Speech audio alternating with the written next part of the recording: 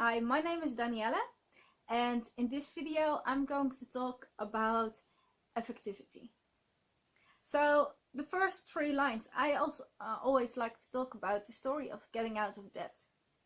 First, you wake up in the morning and you need to be vital enough to wake up and to get up. I mean, thousands of people went to bed last night and didn't wake up. So first you need to be vital, because you also need to get out of bed. But to make that movement from bed out of bed, you need to feel that passion, and that's that energy, and that's the second line, sexuality. But when you start, when you're jumping behind your bed, through your room, through your house, then you must know what to do. That's the third line. That's creativity.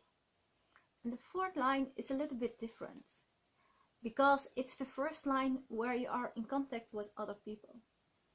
But first you have to come in contact with yourself, which is the line of affectivity. You need to be good to yourself. You need to love yourself. You have to honor your body as a temple. That's one important thing about Biodanza and the affectivity to yourself. Another part is that this is where you meet other people. And if you have the strength to look at other people's with affectivity, you create a better quality of life.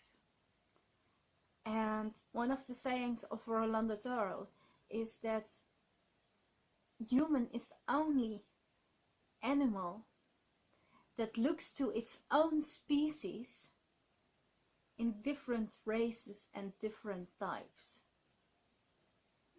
Wow, in the animal world, it doesn't matter who you are or what you are.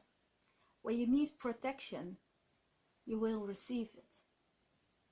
So the exercises for affectivity in Biodanza are on a universal level. That it doesn't matter who you are, how you look, what you do, you deserve to be loved. And through several exercises, there is a possibility to connect to that paternal love, the love of the mother, the love of the father, the really love for the child. And that's also very important in real life. Because when you can look at someone who does something horrible to you, and you can see it with love, and you can just accept that this is their behavior, and it might not be a good behavior, but you can look to it from love, then you can forgive them. And it's not for them that you have to forgive them, but you have to forgive them to yourself. You need to give yourself that nourishment, that you are loved, and that you can feel that love in you. So one story that goes around in the world of Biodanza in different forms and shapes. So I think it happened multiple times. But there was this man who grew up as a racist. He was always told that black people are no good.